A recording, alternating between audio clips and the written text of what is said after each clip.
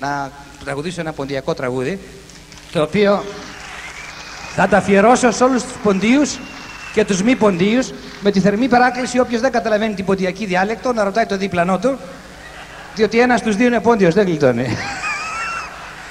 Θα παρακαλέσω ιδιαιτέρως να προσέξετε το στίχο. Μαέστρο, σε παρακαλώ, μήπως μπορείς να... Ευχαριστώ πάρα πολύ. Will you put the lights down and then put them up again, sir? Τι μόρφωση ο πούστησες.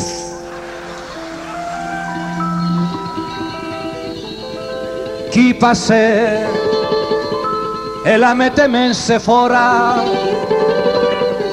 κοίπες με, είναι τα κακαλάς μικρά. Ναι κουτσί, το θα είνουμε τώρα, ένα ξάτερεπά την καρδία, μητερής την γαϊπανά.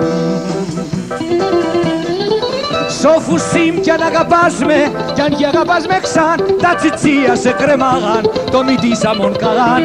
Γιατί σε πολλά επίκα, ας εφταγώ κι ατώ, εγώ το λιλίμ θα τρώω. Ο αναθέμα σε λάλα, έξε στο λιλίμ και σκούσε τα παναυγά.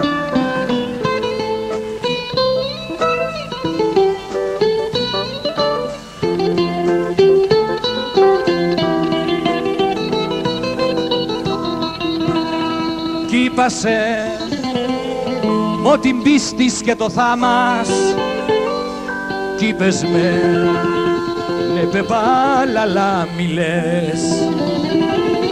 Έχει τι κιθαρούσε μον το πράμα, θαραεύς,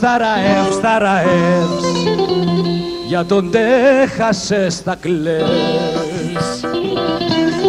Σαν σοφουσίμ κι αν αγαπάς με, κι αν κι αγαπάς με ξαν, τα τσιτσία σε κρεμάγαν, το μητήσαμον καγάν.